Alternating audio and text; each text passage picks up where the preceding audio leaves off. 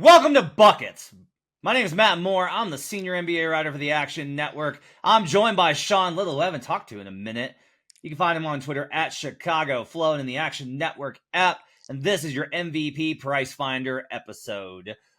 Want to let you know that everything we talk about today is found in the award-winning Action Network app. You can track all sorts of plays from your favorite Action Network folks, especially if you get the Pro subscription, which gets you them instantly instead of having to wait a little bit before they come out. You got plays like, how about Brandon Anderson going in on the Titans to win the division yesterday in the NFL? Yeah, I tailed that. His logic is great. You can catch that article in the Action Network app. I put in all of my season win total plays. You can see those in the Action Network app. I'm putting in the award stuff. You can track that as well as all of our great contributors. We got more of those coming as we get closer to the season. But on today's show, we're going to talk about the MVP because this is MVP week, and we're going to do Price Finder. If you missed this episode last week for Rookie of the Year and DPOY, I'm going to explain how it works. So I stole this idea, just completely ripped it off from the great Mina Kimes, who is lovely and amazing, and her show is incredible. The Mina Kimes show starring Lenny. What she did was she did Power Hour with all the NFL teams with like 6 different people and gave them an option between 2 teams, right? So you start at the top and it's like, all right, is it the Niners or the Chiefs? And you go with those. And then, okay, is it the Niners or the Ravens? And you go through that list that way. And we're doing that. We're going to keep doing that. We'll do that for NBA futures titles and we'll do all 30. But for MVP Price Finder, we're going to see how many we get through here in about 30 minutes with Sean. And what we're going to do is I'm going to give him 2 options for value. And it's not based off of who's going to win the damn thing. Although, if you don't win it, then the bet doesn't have a lot of value. But we're going to go for the best value on the board. If both options that I give him are on his list, he'll choose the higher of the 2. If one of them is not on his list, then he will kick that person out and he will put in another player, and then we'll go through and we'll see where that person ranks as we go through MVP Price Finder. Sean, are you ready for me? I am absolutely ready. I love that the Price Finder is coming after you and BA, Brandon Anderson, and Fonseca smoked the full pods and told everyone why my Price Finder is going to be wrong. But, hey, man, this is sports. You never know what could happen. We've seen the impossible. So let's see if we can find some value on the board. All right, so in our MVP breakdown episode, our best bets episode, Brandon and I came out and we were basically like, we got it down to 2 people. We were like, yeah, no, we want to bet all these long shots in. There's 2 people. So like, we have to start there. And I actually want to have like a very good, I want to have like a little bit of a conversation about this one. So I'll go ahead and start you off here. The book I'm using, and again, if you got a better price on this in the market, let me know if on any of these guys and we'll sub it in. I'm doing this with like not the market best number. This is just one book that I'm using. Luka Doncic is the favorite at plus 350. Reigning 3 times. I'm going to go to the other guy actually here. Shai Gilgeous-Alexander, who finished second, who we all agree should be in those top 2 guys, is plus 490. So Luka at plus 350, Shai at plus 490. Between those 2, if they're both on your board, which one goes higher? Yeah, of course they're both on the board. I have to go SGA at right under 5-1. There's a plus 500 out there in the market all day long. I think you and Brandon did a great job of talking about box plus minus, estimated plus minus. One of the other things I love to look at is just win share. And when we're looking at win share on a year-to-year basis and talking about who wins the MVP, they're always going to be top of the list. I know we want to be quick, but I wanted to jot some of these down. Since 99-2000, 25 MVPs, average MVP winners win share is 15.56. High is LeBron at 20.3 in 08-09. Low is Steve Nash, 10.9, 04-05. So you got to be at least in the very double digits of win share, along with the high numbers in box plus minus and EPM. So SGA is going to be there all day. I'm just like you guys and a lot of other people in the basketball world. I am extremely bullish on SGA and the Thunder. He was second in win share last year at 14.6. Team could win, I believe, 60 games in the regular season. I think they're going to come out and be that good and have the appetite to want to try to win a lot of games in the regular season. That's always a big thing when we're talking about teams. I remember going into last year, Joe Dallaire and I were very high on Minnesota. And it was like they're going to come in with the appetite to try to win a lot of games and prove to everybody in the West that they belong. And I think the Thunder are only going to try to come in and do that again, coming off their run last year. I mean, obviously we know how efficient he is. KD, Giannis level of efficiencies led the league in steals. We know all that stuff. The team is going to be really good. They're going to win a lot of games, and he's going to be that driving force, especially offensively. Obviously, Luka's going to be close on this list, but SGA is number one for me at 5-1. I think it's interesting. Like, it's a good debate, right? Because I think, especially I love this one because it's like, all right, we got 350 to 490, and like that's a pretty big gap here, right? Like that's a $1.50 that we're almost at here on the number there. At least it's a $1.10, right? And so $1.40. And so with that being said, like that, what's that? How much is that $1.40 worth to you? Like, how much is that worth it to you in terms of the differential? Now, if you're just like, I think Shai is most likely to win the award, then that's pretty obvious. For me, like one of the reasons I have a huge position on Luka is because I do believe he should be the favorite. I do believe that there are edges. And like a good question here, I want to ask you this one. If Shai and Luka are close, let's say it gets into, let's say they're both on track for even top one, top two seed, right? Let's say the Nuggets slip off, Wolves have some age concerns I'm worried about, and it's Thunder 1, Mavericks 2, okay? And the numbers are what we expect them to be. And let's say that the win differential is, I'm even going to put the Thunder at, let's say it's 57 to 55. Let's say it's the Thunder win 57, Mavs win 55, which is where I have them projected, right? I talked about that in my division preview. Let's say that I managed to hit that bet and I'm right on that and it's 55.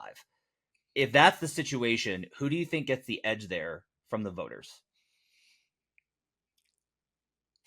Well, that's close because if you add in the price difference and then who would get the edge down the road, I mean, me and you are both on wax talking about if the Thunder ended up getting the number one seed that SGA would have won the award. And I think he and his teammates know that. But yeah, if it was a 2-win difference, it's really close. I think I'd have to go with SGA still. It's very, very close, but he was right there last year. He was right there knocking. And I still have a couple questions on the fitness levels of Luka Doncic. That's also something that always makes me nervous about him and coming in and betting an award like MVP.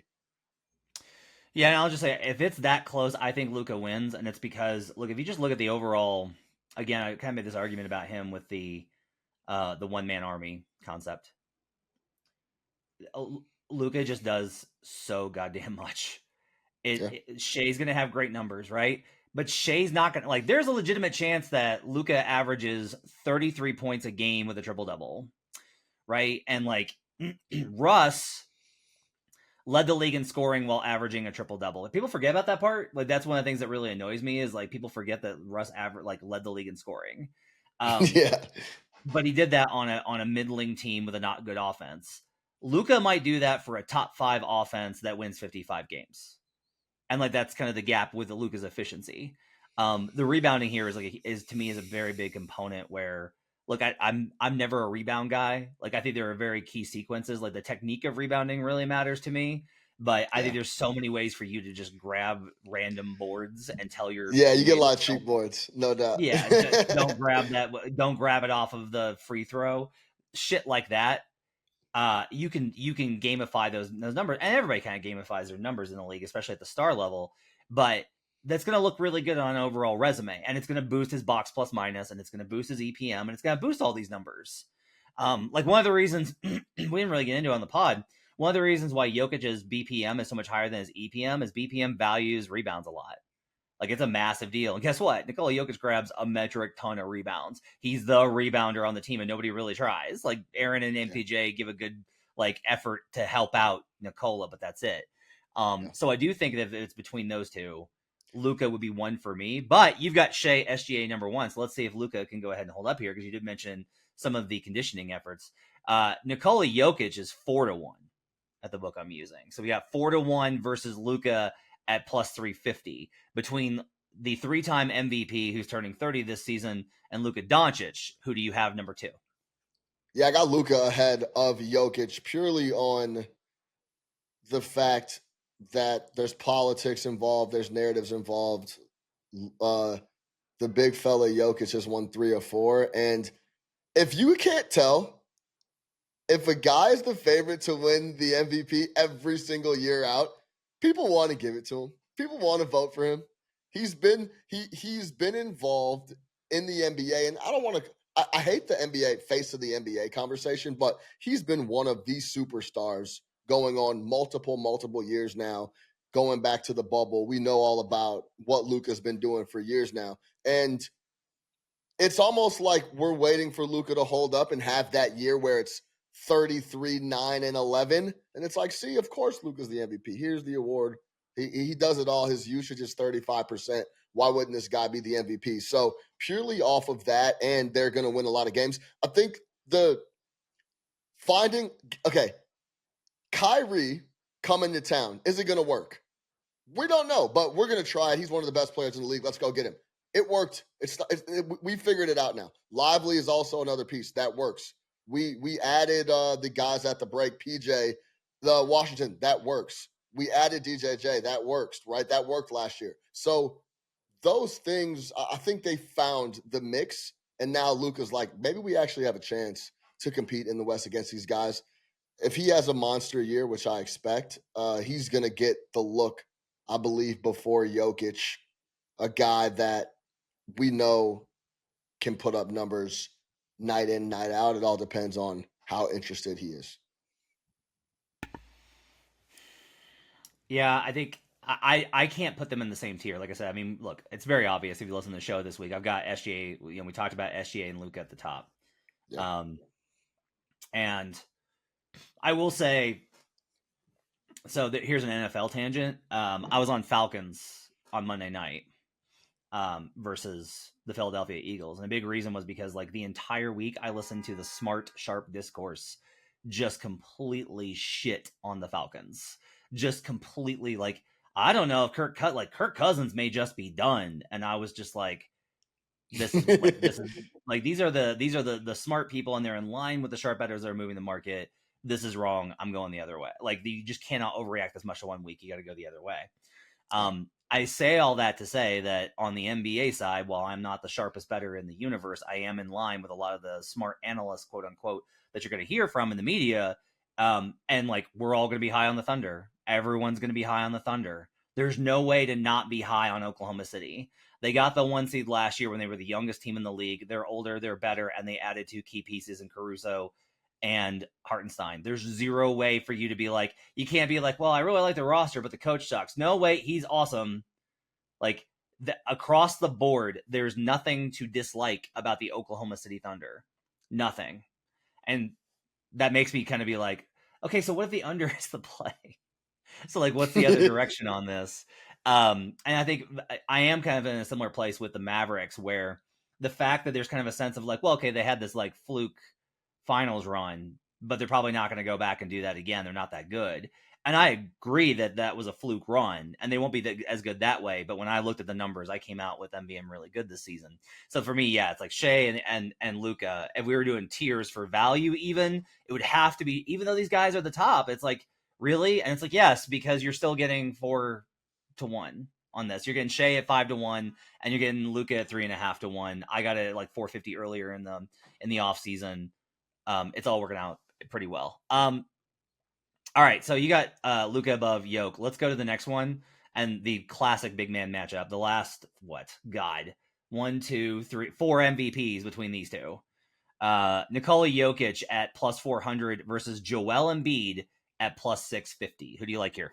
Yeah, Jokic. Spoiler alert. I mean, I got Embiid towards the bottom of the list, so we don't even have to waste too much time here. I know Jokic. I could depend on Jokic on a night-to-night basis. I believe he's shown that he has won and put up big numbers even without his running mate in Jamal Murray for stretches. So when Jamal Murray is incorporated, he still does the same exact stuff. It just, he has to delegate a little more.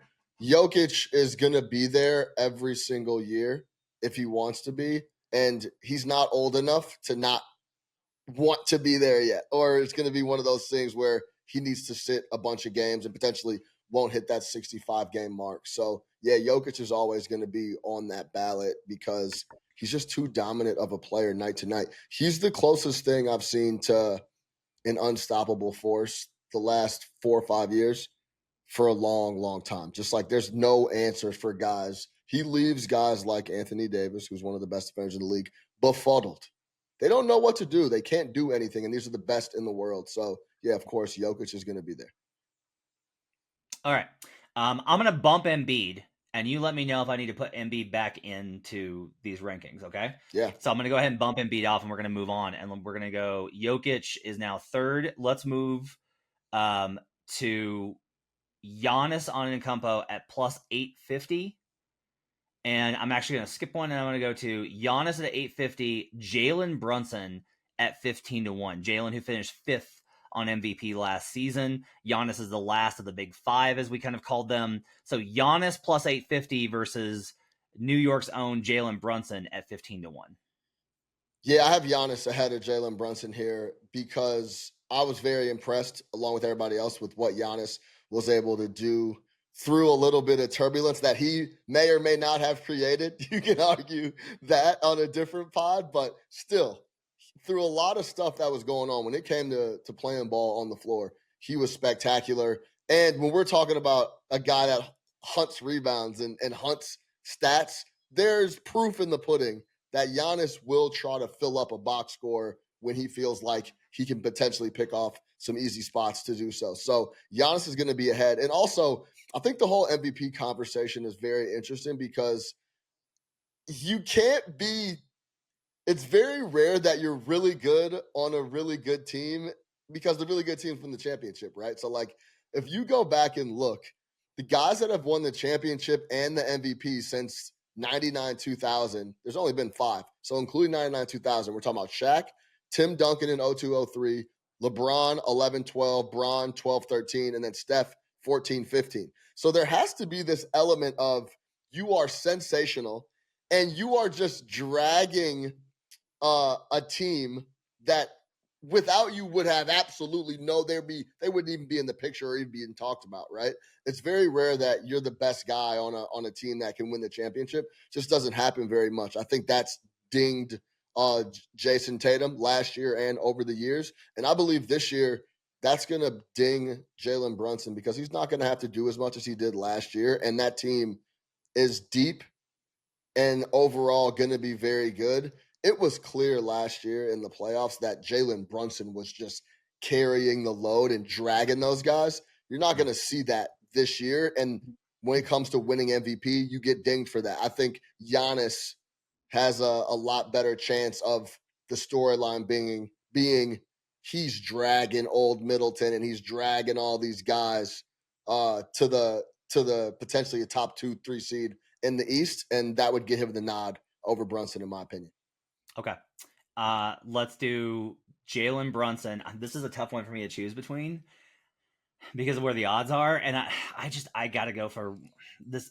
I talked about this on the pod with Brandon. By the way, on the Giannis front, Giannis was the top of Brian Fonseca's not going to win MVP list. You can list. Yeah, I was shocked by that. You can listen to that from it. I mean, come on, it's Brian. He's a generational hater. It's the Bucks, right? If it's a Buck or a Celtic, Brian's gonna think that they're probably that he's gonna have some fun opinions on those guys. But his logic also was really good.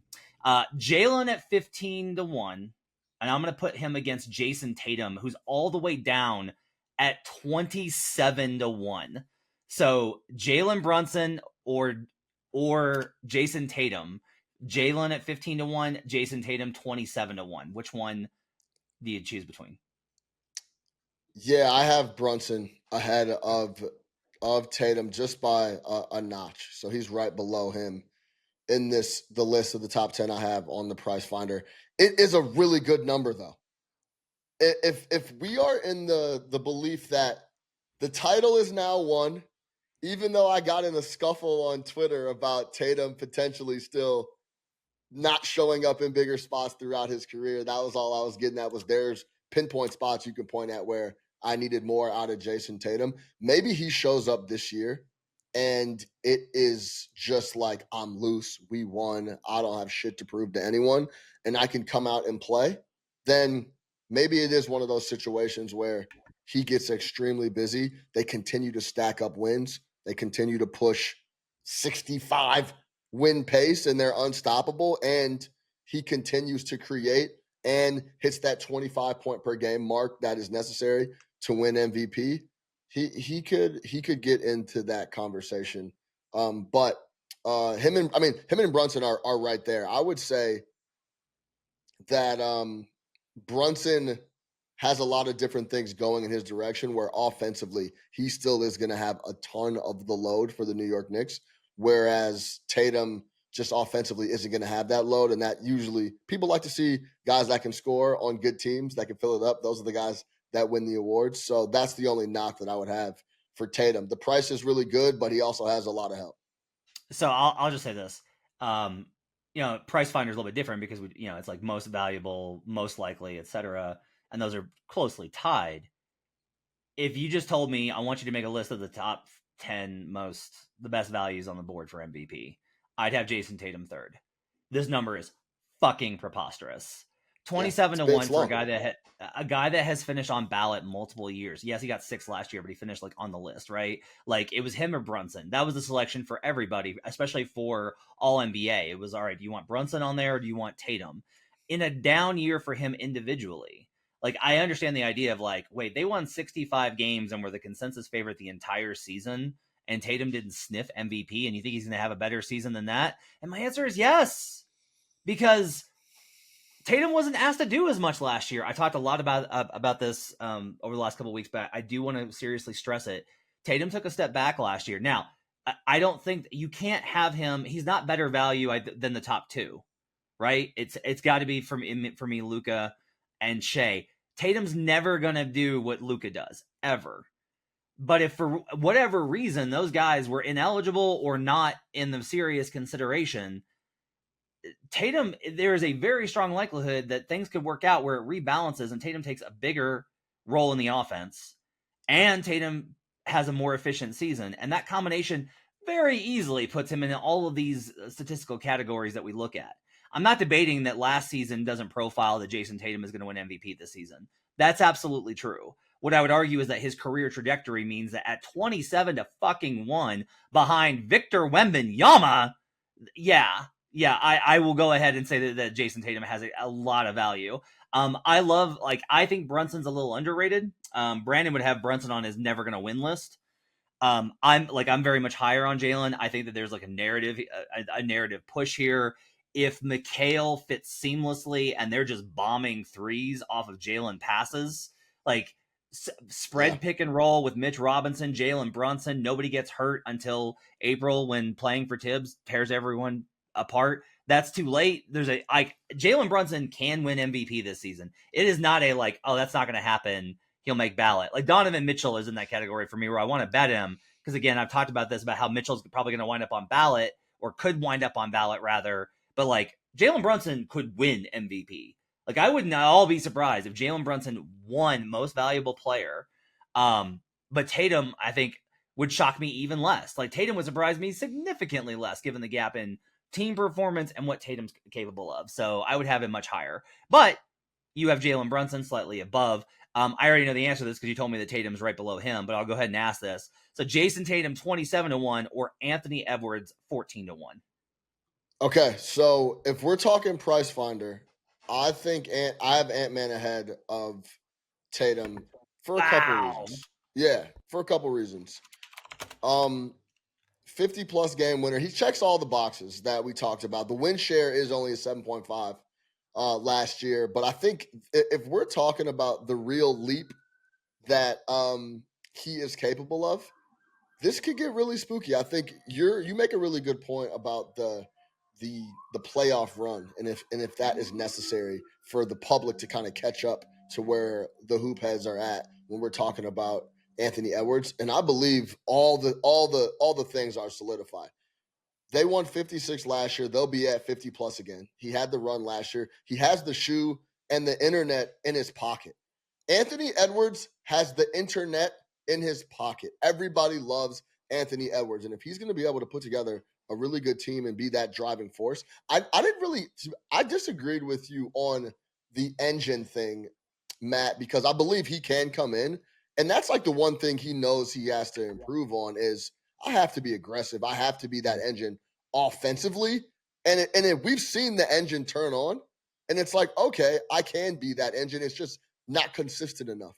Is this the year where he comes in and it becomes a lot more consistent? I think 14-1 for the young fella is too long or too short. Excuse me, too long. Excuse me. Yeah, I don't know. I think my thing is that Mike Conley's still going to have the ball in his hands a lot. Now, like if the question here is like, all right, but what if Mike's 32, getting a little old, getting a little long in the tooth, could be banged up. To me, that's hilarious you say that's because if you said he was 39, I'd have been like, yeah. Like 32 is crazy that he's been around. So like if Mike's up there, and I actually might have that wrong. I'm gonna double check that because that might have been Rudy, and I just got the two confused on I may have double logged Rudy. Yeah, Mike's 37 now. So okay, yeah, I was like 32. Right. I'm like, holy, but like that. You know how these NBA things are, Matt. I'm like, I know, right? He could be 32. So, he could be 40. I don't know. Yeah. So Mike's 37. But if we look at that, when Mike's on the floor, he's still going to bring the ball up and he's still going to set the offense. And because of Cat, like there's still going to be a pretty good structure to Finch's offense. I don't envision Finch transitioning to a Mike D'Antoni or anyone that has actually Finch is closer to Mike's when Mike wants to run what he got to run what he wants to, but like it's not going to be Harden ball, and I just don't see it where it being like Ant's going to bring the ball up every possession, Ant's going to run 100 pick and rolls, Ant's like I don't envision this team doing that. Now, if I'm wrong, the value will quickly shift. Like if we get in preseason and it's like, man, like Ant's usage is looking like a 36. Or if we're in the first 2 weeks of the season and it's like Ant's usage is looking like a 34, I'll change my tune. But for right now, I'm shocked that you got Anthony. But I also ruled out Ant yesterday. So that's kind of my position is Ant can't win. And we'll see kind of what happens. Like that's an interesting question to debate between him and Tatum, I think.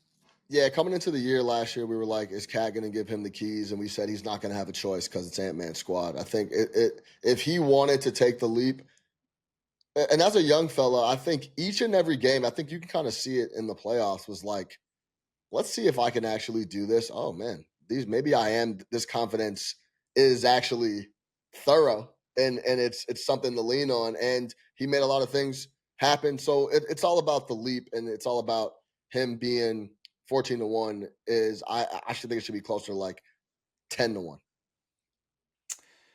All right, so Ant goes there behind Brunson. We are 1, 2, 3, 4, 5, 6 deep. Let's do Jayson Tatum at 27-1 versus the guy directly above him on the odds that I'm using, Victor Wembanyama at 18-1. Victor, who would be the youngest winner of MVP in NBA history. Tatum at 27-1 or Wembanyama at 18-1. Okay, bear with me. I'm going to go Victor here at 18-1. I know all the things that we talk about with too young and everything, but if there's a guy, well, let me be clear on Tatum. I know that obviously he at 20, the reason he's that long is because the people around him are so solidified that that's going to drag him down. It happens across sports. Happened to Brock Purdy. The same conversations happen across sports. To win MVP, you almost can't have a team that could win the championship. Like that's just the fact. Like that's what it's been throughout the years. If you're the MVP and your team can win the championship, it's a rarity. It doesn't happen that often. That's the only reason I'm down on Tatum. I'm a huge fan of Tatum's game when he's playing well. There's just the consistency thing that I always go back and forth to about Tatum. So the reason I'm down on Tatum in that number is because the rest of that roster is so solidified and awesome that he's gonna take dings. He'll be on the ballot all he wants, but it's gonna be 4, 5, and I think that's about the highest he'll go when it comes to MVP voting. Now to get to Victor, this guy is everything about this dude defies logic. Everything about this dude defies the market. Everything about this dude defies historical numbers. So say he does win DPOI. He's the favorite. We know that. What if he goes out there, averages 5.5 blocks? He's minus 110 in the market to average 26 plus points per game. He probably ends up dropping a 50 ball. The media and the coverage around him is going to be through the roof. he would be the guy that changes the narrative across the board when it comes to price. 18 to 1 is a little ambitious, but I still think that they could go ahead and win. What if they pushed 45 wins? I know it's not the 50 win mark that we like, 55 win mark that we like, but that would be a 23 game difference. I mean, he would have to be in the conversation. The guy wins DPOY. He averages 26 and a half, 12 rebounds, 4 assists, and the team goes from 22 wins to 45. I think there is a very real chance that happens, and that puts him in the conversation. I just want to make sure that we're clear on this. That Jayson Tatum, who finished 6th last season on the actual ballot, is still not on this list, but Victor Wembanyama at a preposterously young age is. We're gonna say. So I want to ask you. I think that's actually an interesting. Hang on. I think that's an interesting dichotomy. I want to ask you about. Victor's gonna be 21 this season. I bet Brandon Anderson a dinner that Tatum would finish on the ballot higher than Victor. Is it accurate to say, based off of what I want to see if this checks out, that would you agree with me that it's more likely Tatum lines up on the ballot higher than Victor, but that Victor has a higher chance of winning MVP than Tatum? That's a good. That's a really good question, because I think we're to the point too where it's like, yeah, first team All NBA. Oh yeah, Jayson Tatum. It's almost like a conversation that's not happening, but it's also like, who should be on the ballot to win MVP? Jayson Tatum, but like, we're not going to give him the award. He's not going to be top 2. That he will be on the list. So that's a really interesting question. I think when we're talking about remove the price finder element, Tatum is going to be on the list higher than Victor Wembanyama. But Victor, man, I mean, there's a real opportunity or a real chance that he shows up this year, and it's like, oh my God, maybe it wasn't going to take as long as we thought it was. He's here now, and he's unbelievable on defense, and he's scoring in bundles. If the gap between the two was closer, I would agree. But we're talking 18 to 27, so we're talking we're talking $9. Almost. Yeah, we're talking almost a full dollar. Yeah. Like, we're talking 90 cents on this? Yeah. I don't know about that. You know? Like, so that's where I get to. All right, let's see if we can find a spot for Tatum on this list, or if he just keeps sliding. I will give you Jayson Tatum now. And I'm not going to put in my dear and beloved Tyrese Halliburton at 75 to 1. Instead, we'll go to the kind of like, this is going to be a sleeper candidate. I think Brandon's probably going to wind up betting this before the season gets started. Let's do. Actually, I want to go back. I want to circle back and make sure on this. I want to do Jayson Tatum versus Joel Embiid. Yeah, they're right next to each other. Tatum's in front of Joel Embiid. That's where I guess I drew the line on the 27 to 1 number for Tatum.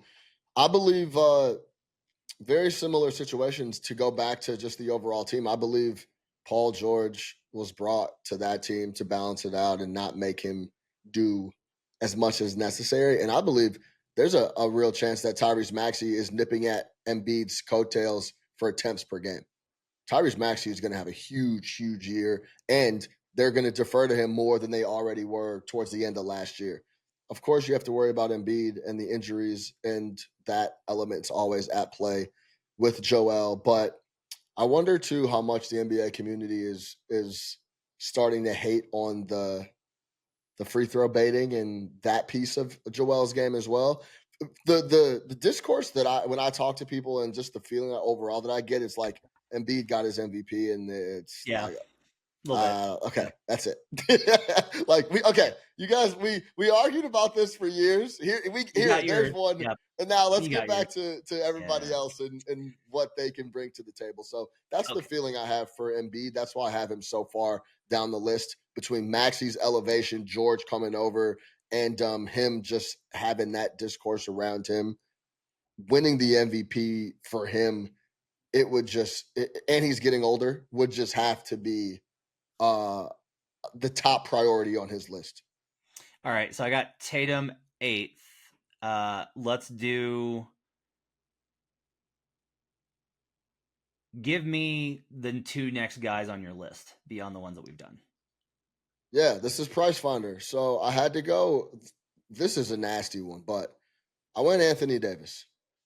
And it's 150 to 1. It's way, way down there on the list. Lakers won 47 games last year.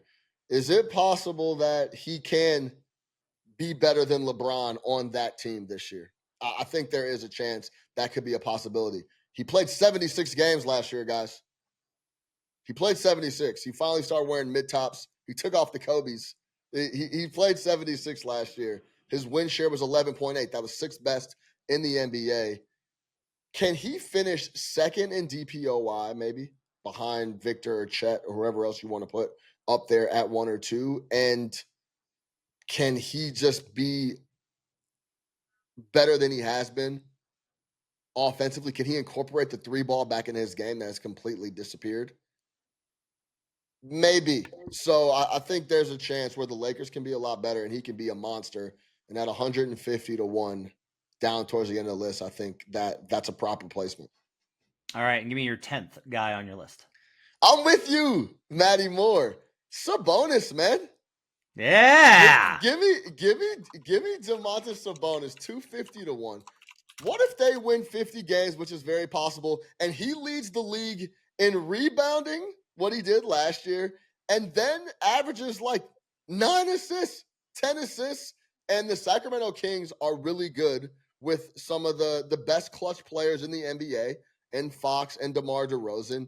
What if it's a situation where that team is a 50-win team again and pushing, not again, but pushing that 50-win marker towards the top of the West, and they take the regular season very seriously, and he goes 15, if he goes 17, 12, and 10, it's possible. 250 to 1 is a hefty number. So yeah, I got Sabonis on my list because they got the 6th man of the year favorite in Monk, who was they ripped that ticket out of our hands at the last minute there coming down the stretch. So this is a team that has a lot of pieces that'll be really good. And when we talk about the playmaking engine, Sabonis is that guy for the Kings. Yeah. I made the case yesterday. You can listen to that at the end of the episode with Brian Fonseca. All right, let's go over Sean Little at Chicago Flow's list. SGA plus 490. Luka plus 350. Jokic plus 400. Giannis plus 850. Brunson plus 1,500. Ant plus 1,400. Victor Wembanyama at plus 1,800. Jayson Tatum at 27 to 1. Anthony Davis at 150 to 1. And the long shot, Domantas Sabonis at 250 to 1. You can check out, let us know what your price finder would be. What are the top 10 best values for MVP in the market? Go to youtube.com/the Action Network, find this vid, and let us know in the comments what your price finder would be. I want to hear what you guys think, and we might read them on the next show. Make sure you go to youtube.com/the Action Network for all sorts of great shows. Check out the Big Bets on Campus podcast as well on YouTube. Download the Action Network app. My thanks to Sean Little, David Payne, our producer, Tito Banach, our video producer, all you guys helping us out. Thanks for listening. Till we see you guys again next week when we'll start Coach of the Year and other awards. Let's get buckets.